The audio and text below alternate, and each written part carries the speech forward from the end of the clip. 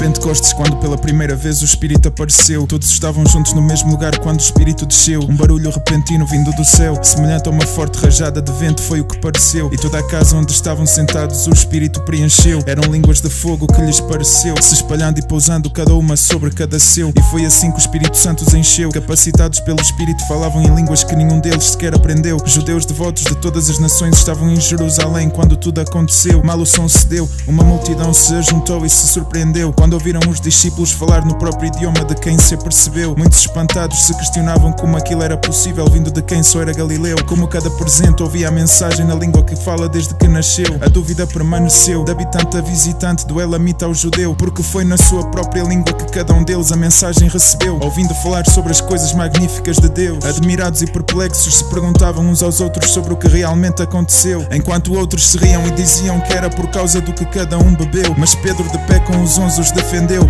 falando bem alto ele esclareceu, dizendo que em verdade por ser ainda manhã nenhum dentre eles bebeu, e repetiu-lhes o que o profeta Joel escreveu sobre os últimos dias e sobre a vontade de Deus, de derramar do seu Espírito sobre cada pessoa, sobre tudo o que é seu, para que filhos e filhas profetizem, glorificando assim o céu, para os jovens terem visões sobre o que ainda não aconteceu, para que os homens idosos tenham sonhos como Deus assim o escolheu, para que os escravos e escravas de Deus profetizem ao receberem o Espírito que Deus lhes deu, realizando milagres em cima no céu, sangue, fogo e nuvens de fumaça como Deus prometeu, o sol se transformando em escuridão e a lua em sangue antes de vir o grande e glorioso dia que Jeová escolheu, poupando a vida de todo aquele que invocar o nome de Jeová, sendo assim salvo de todas essas coisas que a terra ainda não viu nem viveu. Sim, Jesus o Nazareno foi um homem que Deus aprovou e escolheu para realizar obras poderosas, milagres e sinais glorificando a Deus. Esse homem que foi entregue pela estabelecida vontade e presciência de Deus, foi pregado numa estaca pelas mãos de transgressores e assim morreu, mas Deus ressuscitou de volta à vida aquele que inicialmente nos deu, livrado assim as dores da morte ele nem sequer sofreu, por não ser possível a morte assim não o prendeu. A respeito da ressurreição de Jesus Davi escreveu, mantendo Jeová constantemente diante do seu eu, nunca o deixando ser abalado porque ele à sua direita permaneceu. Um coração animado assim apareceu e uma língua alegre o esclareceu, uma esperança assim Davi viveu. Espírito,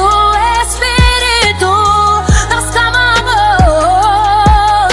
que desce como fogo, oh vem, vem, vem sobre nós, vem como em Pentecoste, e enche-me de novo.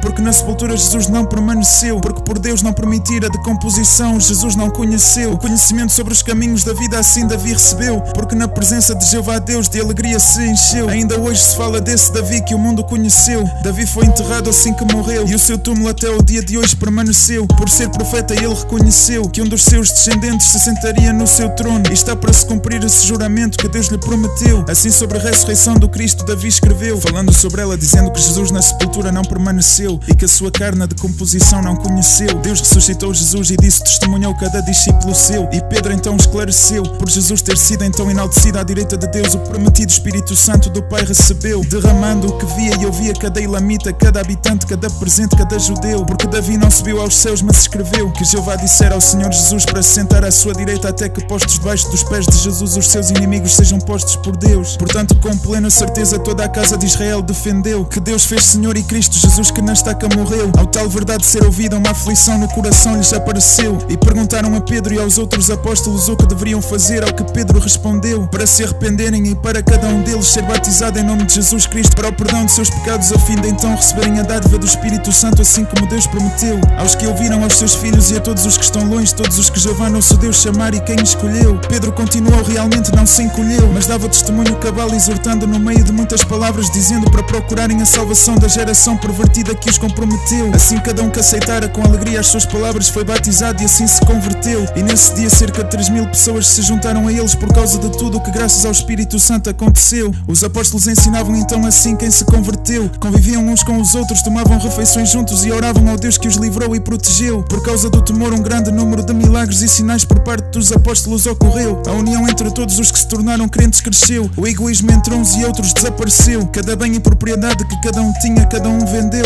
e repartiu repartiam entre todos segundo a necessidade de cada um, o valor que cada um em troca recebeu. Dia após dia permaneciam constantemente no templo, unidos no propósito que Deus para nós todos escolheu, tomando suas refeições nas casas uns dos outros, compartilhando o seu alimento com grande alegria e sinceridade de coração, louvando ao Deus que os favoreceu. A simpatia cativou assim todo o povo e o fortaleceu, porque também Jeová diariamente continuava a acrescentar-lhes os que estavam sendo salvos, e assim até hoje a obra de Deus só cresceu. Só faltas tu, irmão e irmã, arrepender-te, batizar-te, porque por ti Jesus também morreu.